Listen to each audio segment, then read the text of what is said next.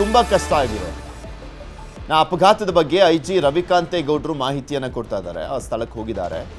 Container bus diesel ಟ್ಯಾಂಕಿಗೆ ಡಿಕ್ಕಿಯಾಗಿದೆ ಅಂತ. Container ಬಸ್ನ diesel ಟ್ಯಾಂಕಿಗೆ ಗುದ್ದಿದೆ. Container ಲಾರಿಯಿಂದಲೇ ಅಪಘಾತವಾಗಿದೆ. Divider ದಾಟಿ ಬಂದಿರುವಂಥದ್ದೇ ಸ್ಪಷ್ಟವಾಗಿ ತೋರಿಸುತ್ತೆ ಕಂಟೈನರ್ ಲಾರಿಯ ತಪ್ಪು ಅಂತ. ಕಂಟೈನರ್ ಲಾರಿ ಚಾಲಕ ಲಾರಿಯಲ್ಲೇ ಭಸ್ಮ ಆಗಿದ್ದಾನೆ. ಬಸ್ನಲ್ಲಿ ನಿದ್ದೆಯಲ್ಲಿದ್ದಂಥವರು ಇಳಿಯಲಾಗದೆ ಸಾವನ್ನಪ್ಪಿದ್ದಾರೆ. ಈಗ ಸಾವನ್ನಪ್ಪಿರುವಂಥ 11 ಮಂದಿ ಇದ್ದಾರಲ್ಲ ಬಸ್ನಲ್ಲಿದ್ದಂಥವರು, ಲಾರಿ ಚಾಲಕ ಸೇರಿ 12, ಆದರೆ ಬಸ್ನಲ್ಲಿದ್ದಂಥ 11 ಮಂದಿ ಸಾವನ್ನಪ್ಪಿದಾರಲ್ಲ, ಅವರು ಇಳಿಯಲಾಗದೆ ಹೊರಬರಲಾಗದೆ ಸಾವನ್ನಪ್ಪಿದ್ದಾರೆ ಅಂತ ಅವರ ಸ್ಟೇಟ್ಮೆಂಟ್. ಸುಮಾರು 2 ಗಂಟೆ ವೇಳೆಗೆ ಬೆಂಗಳೂರಿನಿಂದ ಗೋಕರ್ಣಕ್ಕೆ ಹೋಗ್ತಾ ಇದ್ದಂತಹ ಸೀಬರ್ಡ್ ಬಸ್ಗೆ ಚೌಗಂಡನಹಳ್ಳಿ ಬಳಿ ಎದುರುಗಡೆಯಿಂದ ಬರ್ತಾ ಇದ್ದಂಥ ಒಂದು ಕಂಟೈನರ್ ಗಾಡಿ ಅದು ಡಿವೈಡರ್ನ ಹತ್ತಿ ನೇರವಾಗಿ ಡಿಕ್ಕಿಯನ್ನು ಹೊಡೆದಿದೆ ರಭಸದಲ್ಲಿ. ಬಹುಶಃ ನಮ್ಮ ಇದುವರೆಗಿನ ತನಿಖೆ ಏನು ಹೇಳ್ತಾ ಇದೆ ಅಂತ ಹೇಳಿದ್ರೆ, ಅದು ನೇರವಾಗಿ ಡೀಸೆಲ್ ಟ್ಯಾಂಕ್ಗೆ ಹೊಡೆದಿರ್ಬೋದು. ಡೀಸೆಲ್ ಟ್ಯಾಂಕ್ ಲೀಕ್ ಆಗಿ ನಂತರ ಬೆಂಕಿ ಉಂಟಾಗಿ ಈ ಬೆಂಕಿಯ ಜ್ವಾಲೆಯಿಂದ ಒಳಗಡೆಯಿಂದ ಕೆಲವರು ಪ್ಯಾಸೆಂಜರ್ ತಪ್ಪಿಸ್ಕೊಂಡಿದ್ದಾರೆ.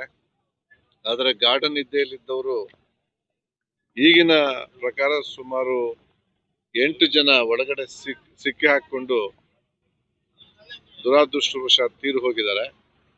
ಅದ್ರ ಜೊತೆಗೆ ಕಂಟೈನರ್ ಅಲ್ಲಿ ಇದ್ದಂತಹ ಕಂಟೈನರ್ ಲಾರಿಯ ಡ್ರೈವರ್ ಕೂಡ ಒಳಗಡೆ ಆ ಇಂಪ್ಯಾಕ್ಟ್ ತೀರು ಹೋಗಿ ಮತ್ತು ಬೆಂಕಿಯಲ್ಲೂ ಕೂಡ ಅವರು ಡ್ರೈವರ್ ಕೂಡ ಸತ್ತು ಹೋಗಿದ್ದಾರೆ. ಒಟ್ಟು ಇದುವರೆಗೆ ನಮಗೆ 9, ಒಂದು ಕಂಟೈನರ್ನ ಡ್ರೈವರ್ ಮತ್ತು 8 ಜನ ಪ್ಯಾಸೆಂಜರ್ಸ್ ಅನ್ನುವ ಒಂದು ಪ್ರಾಥಮಿಕ ತನಿಖೆಯಿಂದ ಗೊತ್ತಾಗ್ತಾ ಇದೆ. ಉಳಿದಂತೆ ಗಾಯಾಳುಗಳು 12 ಜನ ಹಿರಿಯೂರಿಗೆ, 9 ಜನ ಶಿರಾ ಮತ್ತು 3 ಜನ ತುಮಕೂರಿಗೆ ಹೋಗಿದ್ದಾರೆ. ತುಮಕೂರಿಗೆ ಶಿರಾದಲ್ಲಿ ಇದ್ದಂತ ಒಬ್ಬರಿಗೆ 15ರಿಂದ 20% ಬರ್ನ್ಸ್ ಆಗಿದೆ ಅಂತ ಅವರನ್ನ ಬೆಂಗಳೂರಿನ ವಿಕ್ಟೋರಿಯಾಗೆ ರೆಫರ್ ಮಾಡಿದ್ದಾರೆ. ಸುಮಾರು 2 ಗಂಟೆ ವೇಳೆಗೆ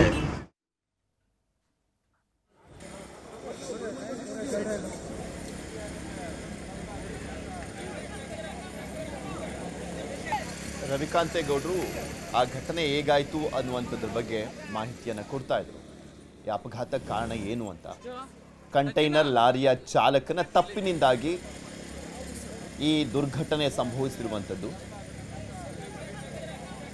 11 ಮಂದಿ ಸಾವನ್ನಪ್ಪಿದ್ರಲ್ಲ, ಅವರ ಸಾವಿಗೆ ಕಾರಣ ಏನು ಅಂದರೆ ಬೆಂಕಿ ಹೊತ್ಕೊಳ್ತಿದ್ದ ಹಾಗೆ ಅವ್ರಿಗೆ ಹೊರಗಡೆ ಬರಲಿಕ್ಕಾಗಿಲ್ಲ. ಆಮೇಲೆ ಲಾರಿ ಗುದ್ದಿದ ರಭಸ ಏನು ಕಮ್ಮಿ ಇರುತ್ತೆ ಅಂದರೆ, ಅದೇನು ಬೈಕ್ ಗುದ್ದಿದಂಗ, ಆನೆಗೆ ಇರುವೆ ಕಚ್ಚಿದಂಗ ಅಲ್ಲ. ದೊಡ್ಡ ವೆಹಿಕಲ್ಗೆ ದೊಡ್ಡ ವೆಹಿಕಲ್ಲೇ ಬಂದು ಗುದ್ದಿರೋದು. ಸೊ ಹೀಗಾಗಿ ಆ ಗುದ್ದಿದ ರಭಸಕ್ಕೇನೆ ಎಷ್ಟೋ ಜನ ಸತ್ತೋಗಿರ್ತಾರಲ್ಲಿ. ಆ ಲಾರಿ ಗುದ್ದಿದ ರಭಸ ಇದೆಯಲ್ಲ, ಅದಕ್ಕೆ ಎಷ್ಟೋ ಜನ ಸತ್ತಿರ್ತಾರೆ. ಅದಾದ್ಮೇಲೆ ಬೆಂಕಿ ಹೊತ್ಕೊಂಡಿದ್ದಂಥ ಸಂದರ್ಭದಲ್ಲಿ ಹೊರ ಬರಲಾಗದೆ, ಯಾಕೆಂದ್ರೆ ಮೊದಲೇ ಗಾಯಗೊಂಡಿರ್ತಾರಲ್ವ, ಎದ್ದೇಳಕ್ಕೂ ಆಗಿರಲ್ಲ. ಕೆಲವರಿಗೆ ಕೈ ಕಾಲು ಮುಡ್ಕೊಂಡಿರ್ತಾರೆ, ತಲೆಗೆ ಪೆಟ್ಟು ಬಿದ್ದಿರುತ್ತೆ, ಜ್ಞಾಪಕ ಅಂದರೆ ಅಲ್ಲಿ ಅವ್ರಿಗೆ ಏನು ಮಾಡಬೇಕು ಅನ್ನೋದು ಗೊತ್ತಾಗ್ತಿರಲ್ಲ, ಎದ್ದೋಗಕ್ಕೂ ಕೂಡ ಆಗ್ತಿರಲ್ಲ. ಅಂಥದ್ದೆಲ್ಲ ಆಗಿದೆ ಅಲ್ಲಿ. ಸೊ ಈ ಕಾರಣಕ್ಕೆ ಬಸ್ನಲ್ಲಿದ್ದಂಥ 11 ಮಂದಿ ಸಾವನ್ನಪ್ಪಿದ್ರು. ಗುದ್ದುತ್ತಿದ್ದ ಹಾಗೆ ಎಚ್ಚರಗೊಂಡಂಥವ್ರು ಎಸ್ಕೇಪ್ ಆದರು. ಅವ್ರ ಪ್ರಾಣವನ್ನು ಉಳಿಸ್ಕೊಂಡ್ರು. ಅವ್ರನ್ನ ಪ್ರಾಣ ಉಳಿಸುವಂಥ ಕೆಲಸವನ್ನು ಕೂಡ ಅಲ್ಲಿದ್ದಂಥವ್ರು ಕೆಲವರು ಮಾಡಿದ್ರು.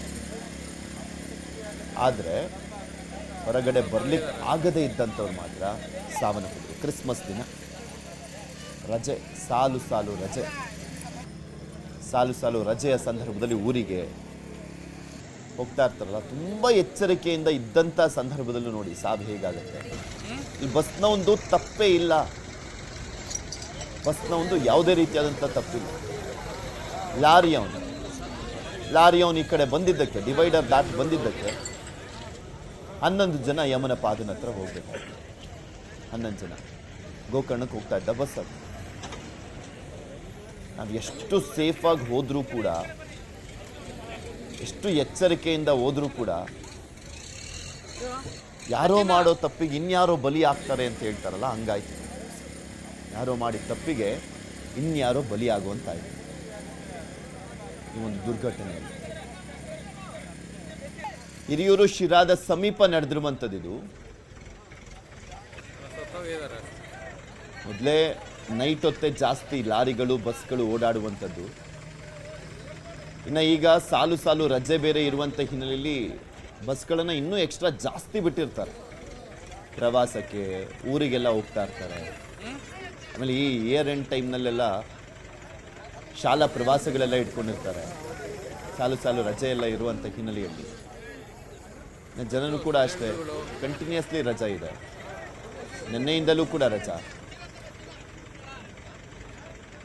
ಇದೇ ವಿಚಾರಕ್ಕೆ ಸಂಬಂಧಪಟ್ಟಂತೆ ಮಾತಾಡಲಿಕ್ಕೆ ನಮ್ಮ ಜೊತೆ ನಾಗರಾಜಯ್ಯ ಅವರು, ಸೀಬರ್ಡ್ ಸಂಸ್ಥೆಯ ಮಾಲೀಕರು, ದೂರವಾಣಿ ಸಂಪರ್ಕದಲ್ಲಿದ್ದಾರೆ. ನಮಸ್ಕಾರ ನಾಗರಾಜಯ್ಯ ಅವರೇ. ನಮಸ್ತೆ. ನಮಸ್ತೆ ಸರ್, ಯಾವಾಗ ಗೊತ್ತಾಗಿದ್ದು ನಿಮಗೆ, ಏನಾಯ್ತು ಅನ್ನುವಂಥದ್ರ ಬಗ್ಗೆ ನಾವು ಮಾಹಿತಿಯನ್ನ ಕೊಡ್ತಾ ಇದ್ವಿ. ನಿಮ್ಮ ಸಂಸ್ಥೆಯ ವಿಚಾರಕ್ಕೆ ಸಂಬಂಧಪಟ್ಟಂತೆ ನಿಮ್ಮ ಬಸ್ನ ಚಾಲಕನನ್ನ ಮಾತನಾಡ್ಸಿದ್ರೆ ಅವ್ರು ಏನು ಹೇಳಿದ್ರು? ಸೊ ಅವನು ಪಾಪ ಏನಾಗಿದೆ, ಗಾಡಿ ಆಪೋಸಿಟ್ ರೋಡ್ ಇಂದ ಕ್ರಾಸ್ ಆಗಿ ಅವನಿಗೆ ಬಂದು ಹೊಡಿತಾನೆ ಅಂತ ಕನ್ಫರ್ಮ್ ಆಗಿದೆ. ಹೊಡಿತಿದಂಗೆನೆ ಡೈರೆಕ್ಟ್ ಆಗಿ ಡೀಸೆಲ್ ಟ್ಯಾಂಕ್ ಬ್ಲಾಸ್ಟ್ ಆಗಿದೆ. ಡೈರೆಕ್ಟ್ ಹಿಟ್ ಮಾಡಿದಾನೆ. ಆ ಟೈಮಲ್ಲಿ ಅದು ಫಸ್ಟ್ ಹಾಫ್ ವೆಹಿಕಲ್ಲೇನೆ ಫೈರ್ ಆಗಿದೆ. ಅವನು ಅಷ್ಟಕ್ಕೊಳಗಡೆ ಅವನು ಪ್ರಜ್ಞೆ ತಪ್ಪಿಟ್ಟಿದ್ದಾನೆ ಡ್ರೈವರ್. ಅವನಿಗೇನು ಗೊತ್ತಾಗಿಲ್ಲ. ಸೊ ಅವನು ಸೀರಿಯಸ್ ಇದ್ದ ಅಂತೇಳಿ ಅವನ್ನ ಇವಾಗ ಹುಬ್ಳಿಗೆ ಶಿಫ್ಟ್ ಮಾಡಿದ್ವಿ. ಓ, ಇಬ್ರು ಡ್ರೈವರು, ಒಬ್ಬ ಕ್ಲೀನರ್ ಇದ್ದಿದ್ದ ಸರ್ ಅದರಲ್ಲಿ? ಹೌದು. ಒಬ್ರನ್ನ ಈಗ ಹುಬ್ಳಿಗೆ ಶಿಫ್ಟ್ ಮಾಡಿದ್ದೀರಾ? ಹೌದು. ಮತ್ತೆ ಇನ್ನ ನಮಗೆ ಫಸ್ಟ್ ಮಾಹಿತಿ ಪ್ರಕಾರ ಇಬ್ಬರೇ ಒಳಗಡೆ ಸಿಗಾಕೊಂಡಿದ್ದು, ಮಿಕ್ಕಿದೆಲ್ಲ ಬಂದ್ಬಿಟ್ರು ಅಂದ್ಕೊಂಡ್ರು.